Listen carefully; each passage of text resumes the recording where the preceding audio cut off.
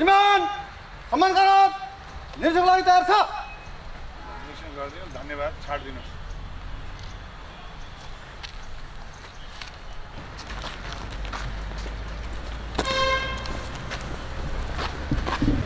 जय नेपाल।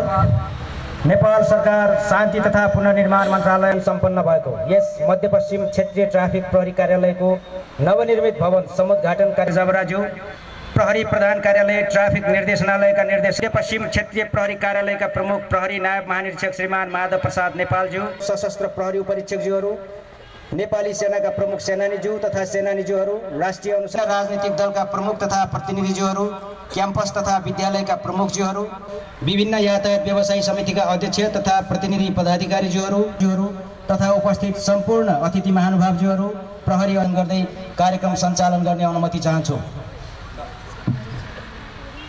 मस्तिष्कमा समझदारी र हृदयमा इमानदारीका साथ सत्य सेवा सुरक्षा नामको मूल मन्त्रलाई विपथमा लम्किरहने नेपाल प्रहरी देश र जनताको सेवाप्रति अछुतो रहन सक्दैन। कार्यक्रमको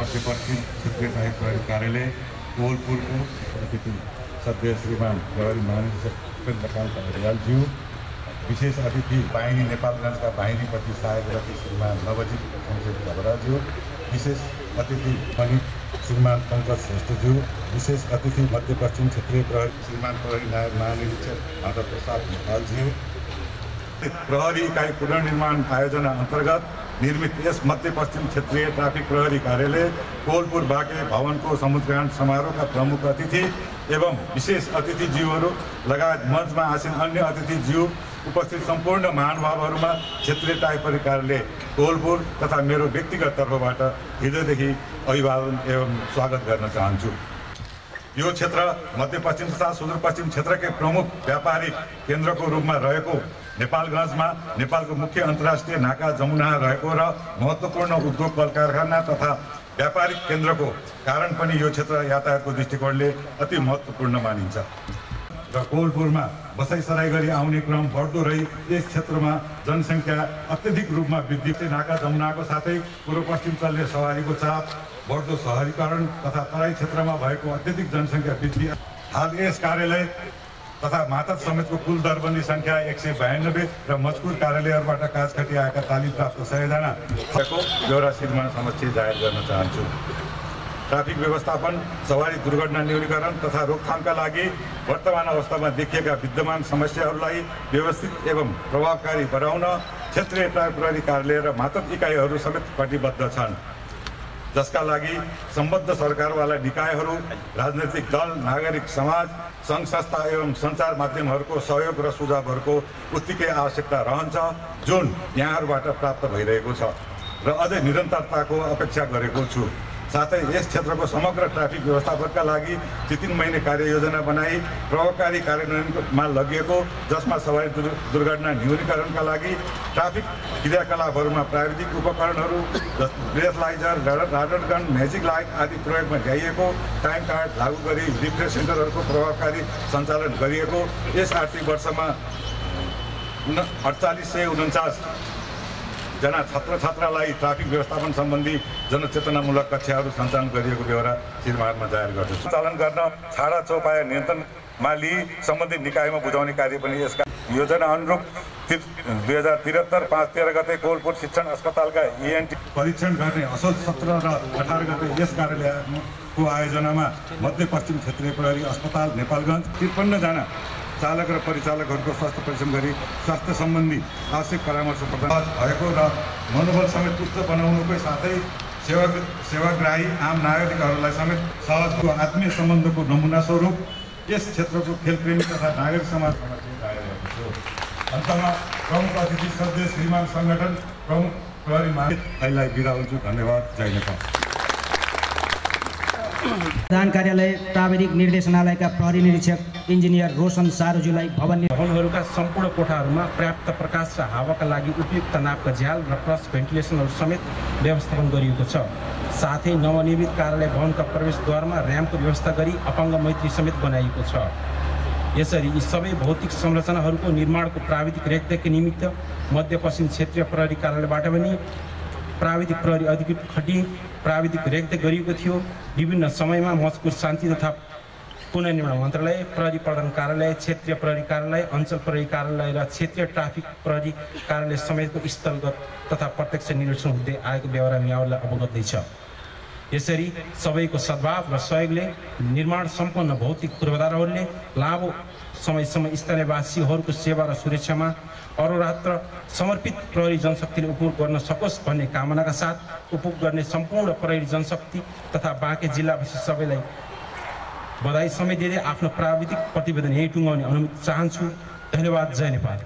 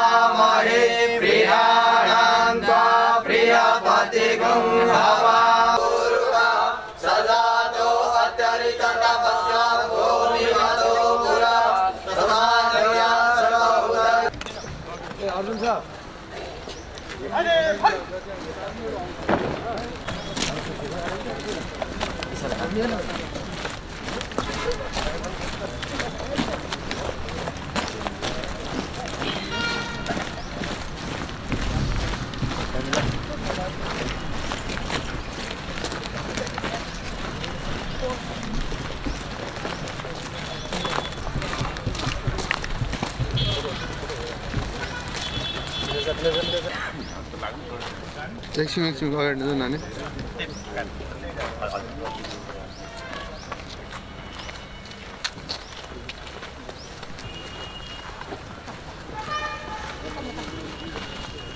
सम्पूर्ण अतिथिज्यूहरू, राजनीतिक दलका सदस्यमा आबद्ध व्यवसाय मित्रहरू, पत्रकार साथीहरू र यस कार्यक्रममा उपस्थित आज हामीहरू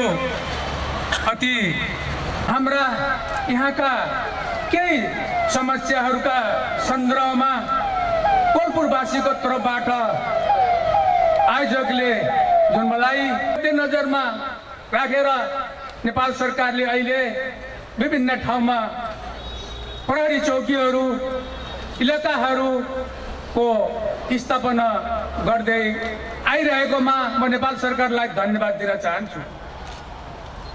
तर मलाई लाग्छ ती संस्थाहरू स्थापना गरेर मात्रै एउटा औपचारिकता मात्रै पूरा गरेर त्यो संस्थालाई फलदायक मात्रामा अगाडि बढाउनको निमित्त जुन सोचका साथ संस्थाको स्थापना गरिएको त्यसको समृद्धिको लागि त्यसमा आम जनताको शान्ति सुरक्षाको प्रत्याभूति प्रदान गर्नको निमित्त जुन संस्थाको व्यवस्थापन पक्ष राम्रो ढङ्गले हुन सकेन भने त्यसले त्यति प्रतिफल प्राप्त गर्न सक्दैन कि गर्ने थलो बनेको छ। त्यति मात्र नभएर भारतका विभिन्न ठाउँबाट आएर झोले पोके व्यापार गर्ने व्यापारीहरू समेतले त्यसले गर्दा यो भित्र एकै ठाउँका एकै समाजका मान्छेहरू कुन मान्छे अहिलेको कोलपुरको अवस्था छ। हामी चाहन्छौँ कोलपुरलाई एउटा शान्ति सुव्यवस्था चेलीबेटी अपहरण अथवा गणेश कुरालाई यो मुक्त होस् भन्ने हामी चाहन्छौँ र बजारमा शान्ति सुरक्षा कायम रहोस् भन्ने हामी चाहन्छौँ। यति हुँदाहुँदै पनि हाम्रो समाजमा विभिन्न प्रकारका घटना परिघटनाहरू घटिरहन्छन्। त्यसको निराकरणको निमित्त हामीले पटक पटक आवाज उठाइरहेका छौँ। सम्बन्धित निकायसम्म हामीले छलफल र प्रक्रिया अगाडि बढाइरहेको अवस्था पनि हो।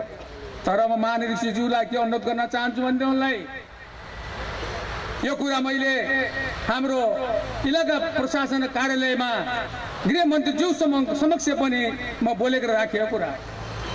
आज समाजमा विभिन्न प्रकारका घटना र परिघटनाहरू घटिरहेका छन्।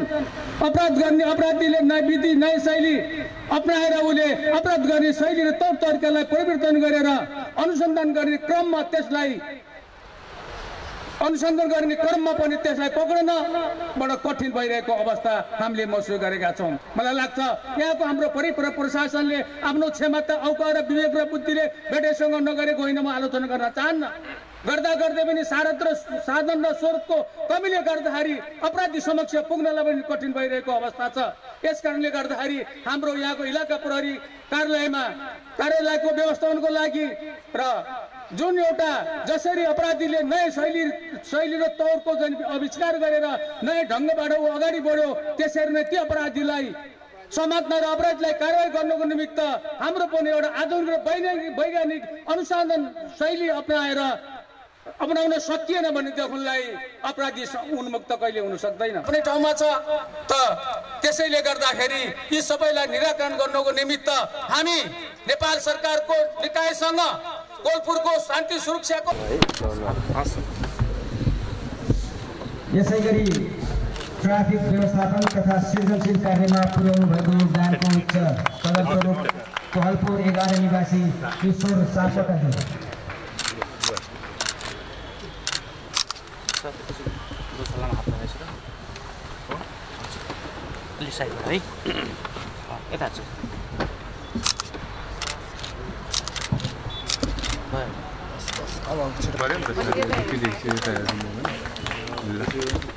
यसै गरी सवारी दुर्घटना न्यूनीकरण तथा ट्राफिक व्यवस्थापन कार्यमा उल्लेखनीय सहयोग गरे बापत गोर्खा युनाइटेड पब्लिक उच्च माध्यमिक विद्यालय कोहलपुर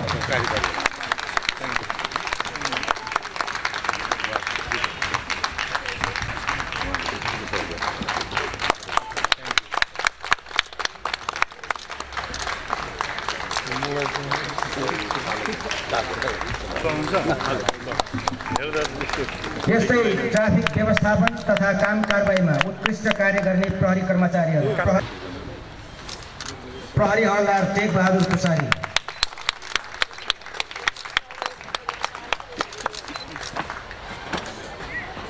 ठगुन्ना,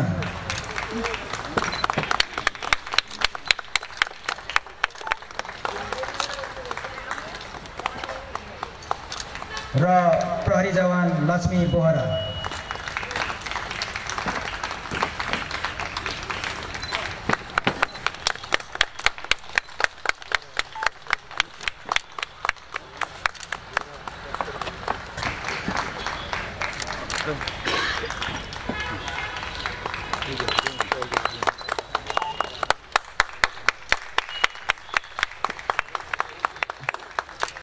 निर्माण आफैमा खुसी लाग्ने कुरा हो, किनभने भौतिक पूर्वाधारको अभावमा प्रहरी सेवाको प्रभावकारिता अथवा कुनै पनि सेवाको प्रभावकारितामा नराम्रो असर पर्छ, यो हामीले सबै बुझेका छौँ। तर भौतिक अवस्थामा आएको सुधारका बावजुद वा भौतिक निर्माणका बावजुद पनि सेवामा प्रभावकारिता अभिवृद्धि भएन भने फेरि भवन निर्माणको औचित्य पनि हामीले खोज्नुपर्ने हुन्छ। मेरो भनाइको तात्पर्य सामान्य छ, सुन्दर भवन हुनु राम्रो हो, तर सुन्दर भवनमा बसेर काम गर्ने मान्छेको मन सुन्दर, विचार सुन्दर, क्रियाकलाप सुन्दर भएन भने भवनको सुन्दरता निरर्थक हुन्छ भन्ने मेरो बुझाइरहेको छ। त्यसै कारणले हिजो पुरानो भवनमा बस्थ्यो ट्राफिक, हिजो थोत्रे भवन थियो, भवन थिएन, छाप्रोमा बस्थ्यो, आज नयाँ सुन्दर भवन बनेको छ। त्यो सुन्दरता सेवा प्रवाहमा पनि प्रतिबिम्बित यदि हुन सक्यो भने अनि मात्र त्यो निर्माण सार्थक हुन्छ, होइन भने राम्रो लुगा लगाएर विचार मैलो राख्नुको कुनै अर्थ नभए जस्तै सुन्दर भवनमा बसेर फोहोर काम गर्ने हो भने भवनको सुन्दरता निरर्थक हुन्छ भन्ने पनि मेरो बुझाइरहेको बेहोरा यस अवसरमा यहाँहरूलाई निवेदन गर्न चाहन्छु। आवश्यकता र उपलब्धताको बिचमा खाडल होला। हामीले दिने डेलिभरी र पब्लिकको एक्सपेक्टेसनको बिचमा खाडल छ। तर प्रश्न नागरिकले कति प्रहरीबाट कस्तो सेवा खोज्नु भएको छ भन्ने जनअपेक्षा पनि हामीलाई थाहा छ। जनअपेक्षा अनुरूपको प्रहरी सेवा प्रदान गर्न हामीले इमान्दारीपूर्वक प्रयास गरेको छौँ कि छैनौँ, त्यो चाहिँ ज्यादै महत्त्वपूर्ण कुरा हो।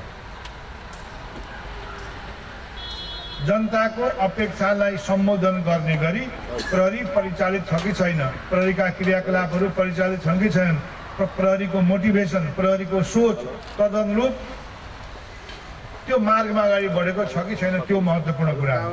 त्यसै कारणले नागरिकको अपेक्षा अनुरूपको प्रहरी सेवा त्यो डेलिभरी दिनु, public service delivery, police service delivery आजको आवश्यकता हो। किनभने प्रहरी सेवा नागरिकको अधिकार हो, प्राप्त गर्नुपर्छ। नागरिकमा जुन सचेतता, नेपाली समाजमा जुन जागरुकता आएको छ त्यो जारी रहनुपर्छ। यसको कुनै विकल्प अब छैन। 10 वर्ष, 20 वर्ष, 50 वर्ष पहिलेको नेपाली समाज, नेपाली समाजका जागरुकता, नेपाली समाजमा आएको परिवर्तन, नेपाली सुरक्षा चुनौती थप्नुका साथसाथै त्यसले हामीलाई पनि प्रहरीमाथि पनि जिम्मेवारी थपेको छ। त्यस कारणले त्यो बढ्दो जिम्मेवारी, शान्ति सुरक्षामा आएका चुनौतीहरू, किनभने हामी सबैलाई थाहा छ पहिले अपराधहरू सीमित दायरामा अपराध हुन्थ्यो। यदि हामीले 50-100 वर्ष पहिलेको अपराध हेर्ने हो भने त्यति बेला सामान्य मादक पदार्थको सेवन गरेका झैँ झगडाहरू अथवा शान्त सिमाना कुलोका कारणले सृजित केही झैँ झगडाहरू हुन्थ्यो होला। आज त्यहाँबाट बढेर अपराधको स्वरूप हामी अब डिजिटल क्राइम, साइबर क्राइमको दुनियाँमा प्रवेश गरिसकेका छौँ। हामी रक्सी खाएर भट्टीमा हुने झगडा अपराधहरूबाट उठेर अहिले कम्प्युटर, फेसबुक, साइबर क्राइमको दुनियाँमा प्रवेश गरिसकेका छौँ। आज यहाँ अपराध गरेर भोलि मानिस अमेरिका बेलायत भागेर जान सक्ने, एकजना अमेरिका, एकजना बेलायत, एकजना अर्को देशमा बसेर, विश्वका 3टा महादेशमा 3जना बसेर एउटा अमुक कुनै ठाउँमा सङ्गठित अन्तर्देशीय अन्तर्राष्ट्रिय अपराध गर्न सक्ने परिस्थितिहरूको सृजना भइसकेको छ। र यो जुन परिस्थितिहरूको सृजना भएको छ र त्यो त्यस्ता आपराधिक चुनौतीहरू, शान्ति सुरक्षासँग सम्बन्धित चुनौतीहरू आगामी दिनहरूमा अझ वृद्धि हुने अनुमान गर्न सजिलै सकिन्छ। त्यसै कारणले त्यस्तो अपराधहरूको विरुद्धमा आगामी दिनमा त्यस्ता अपराधहरूलाई नियन्त्रण गर्न, त्यस्ता अपराधहरूलाई अनुसन्धान गर्न प्रहरी र नागरिकको सहकार्य ज्यादै आवश्यक छ। मलाई लाग्छ अब सुरक्षा चाहिँ कुरा गर्ने विषय होइन, अब सुरक्षा चर्चा परिचर्चा गर्ने विषय पनि होइन, अब सुरक्षा प्रहरीसँग सहभागी हुने विषय हो। अबको सुरक्षाको विषयमा चिया पसलमा बसेर अथवा चौक चौराहामा बसेर हामीले चर्चा परिचर्चा गरेर हुँदैन। अब किनभने नागरिक समाजको सहयोग बिना प्रधान गर्न सक्नुहुँदैन। अपराध अनुसन्धान र नियन्त्रण दुवैमा नागरिक समाजलाई प्रहरीले गर्ने काममा सहयोग पुर्याइदिनु हुन प्रहरीले गर्ने प्रहरी हाम्रो प्रहरी राम्रो प्रहरी भन्ने बनाउनु ज्यादै जरुरी छ। प्रहरी राम्रो भएन भने खराब प्रहरीको सेवा पनि फेरि भोग्नुपर्ने अवस्थाहरू सिर्जना हुन्छ। त्यसै कारणले प्रहरीलाई राम्रो बनाउन यहाँहरूको सहयोग सद्भावको खाँचो छ। ठुलो प्रहरी सङ्गठन हामी 72,729 को सङ्ख्यामा कार्यरत छौँ। केही प्रहरी खराब पनि हुन सक्छन्, केही प्रहरी नराम्रो पनि हुन सक्छन्, तर त्यस्ता खराब प्रवृत्तिका नगर्ने केही प्रहरीहरू हाम्रो प्रतिनिधि पात्र हुन सक्दैन। हामी त्यस्ता व्यक्तिलाई प्रतिनिधित्व गर्दैनौँ। बहुसङ्ख्यक प्रहरी राम्रा छन्, त्यस कारणले राम्रा प्रहरीलाई प्रोत्साहित गरौँ, राम्रा प्रहरीलाई उत्साहित गरौँ, राम्रा प्रहरीलाई रचनात्मक सहयोग गरौँ, नराम्रा प्रहरीलाई सुधार गरौँ, नराम्रो प्रहरीलाई सुध्रिँदैनन् भने त्यसलाई दण्डित गरौँ। यो मार्गबाट यदि हामीले सहकार्य गरेर अगाडि बढ्यौँ भने मात्र हामी नागरिक र प्रहरी बीचमा एउटा सौहार्दता पनि सिर्जना गर्न सक्छौँ र समाजमा अपराधको नियन्त्रण र अपराधको अनुसन्धान पनि प्रभावकारी रूपमा गर्न सक्छौँ। त्यो सर्भिस विथ स्माइल भने पनि नागरिक ज्यादै ठुलो सङ्ख्यामा हजारौँको सङ्ख्यामा हजारौँ मान्छेहरू घाइते हुने गरेका छन्।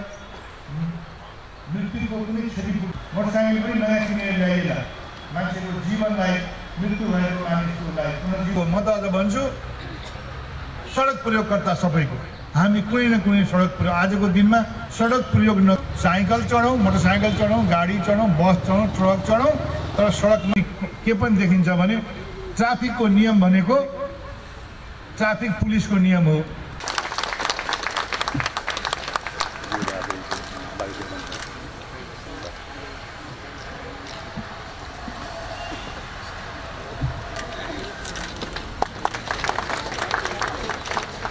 धन्यवाद।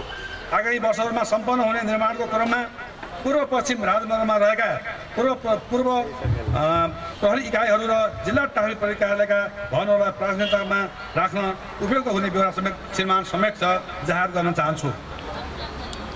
शान्ति तथा पुनर्निर्माण मन्त्रालय शान्तिको सचिवालयको अनुदान सहयोगमा प्रहरी इकाइ पुनर्निर्माण आयोजनाको तेस्रो चरणको कार्यक्रम अन्तर्गत निर्माण सम्पन्न भएको यस क्षेत्रीय ट्राफिक प्रहरी कार्यालय भवनको उद्घाटन, यस क्षेत्रको ट्राफिक व्यवस्थापनको आधुनिकीकरण र सुदृढीकरणको 1 फुट माथि उक्लेको छ भने यस कार्यालय भवनको कार्यकक्ष वा प्राङ्गणबाट कर्तव्य पालन गर्दा यस कार्यालयका प्रहरी कर्मचारीहरूले बेग्लै प्रकारको उत्साह, आनन्द र मनोबलको अनुभूति गर्नेछन् र सेवाग्राही जनताले पनि सरलता र सहजता महसुस गर्नेछन् भन्ने हामीले विश्वास लिएका छौँ। सेवालाई आधुनिकीकरण गर्ने क्रममा ट्राफिक प्रहरीले सङ्कलन गर्ने राजस्व ब्याङ्किङ प्रविधिबाट सङ्कलन गर्नको लागि यस बाँके जिल्लाबाट आवश्यक पहल सुरु गरिसकेको हुँदा ट्राफिकले गर्ने कारबाही र राजस्व सङ्कलन पारदर्शी र न्यायोचित हुनका साथै सर्वसाधारण जनतामा प्रहरीप्रति सकारात्मक छवि निर्माण हुनेछ भन्ने कुरा श्रीमान सङ्गठन प्रमुख समक्ष जाहेर गर्न चाहन्छु।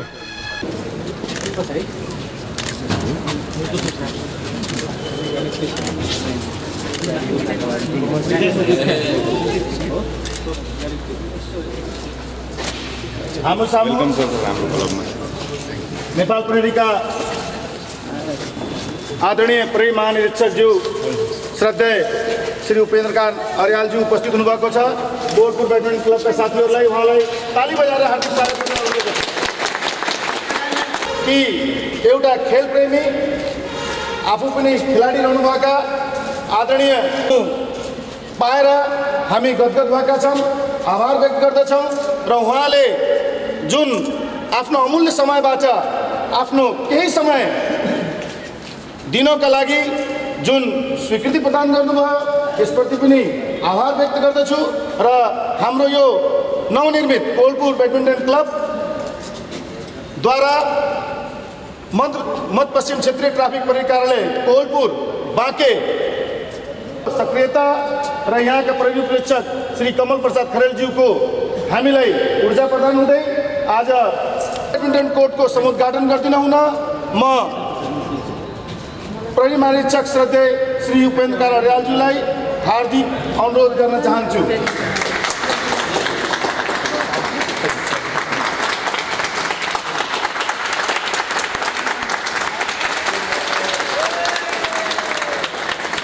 त्यो बनाउनु पऱ्यो, हामी सङ्गठित हुनु पऱ्यो र कोलपुर ब्याडमिन्टन क्लब पनि अब सङ्गठित भएर जानु पऱ्यो भनेर हामीले 2013 सालमा नै कोलपुर ब्याडमिन्टन क्लब दर्ता गऱ्यौँ। दर्ता गरेर हामीले यो अब इन्डोर हल बनाउने तयारीतिर लाग्यौँ। यो तयारी गर्ने क्रममा हामी सबै खेलाडी साथीहरूले आजीवन सदस्य बापत 10,000 रुपियाँ उठाएर सानो रकमबाट हामीले सुरु गर्न थालेका हौँ र यो सुरु गर्ने क्रममा सुरु गर्दा गर्दै हामीलाई सहयोगी हातहरू अलिअलि गर्दा गर्दै हामीले यो अवस्थामा आइपुगेका छौँ र हामीले 2 चरणमा यो कोलपुर ब्याडमिन्टन क्लब बनाउने सवालमा 2वटा चरण हामीले छुट्यायौँ। पहिलो चरणमा इन्डोर कोर्ट बनाउने र दोस्रो चरणमा यसभित्र रहेका बाँकी रहेका कामहरू फ्लोरिङ पार्केटिङ जस्ता कामहरूलाई अगाडि बढाउने गरेर करिब 30 लाखको इस्टिमेट निकालेर हामीले 15 लाखभित्र चाहिँ यो सम्पन्न गर्ने अवस्थामा आज यो अवस्थामा आइपुगेका छौँ।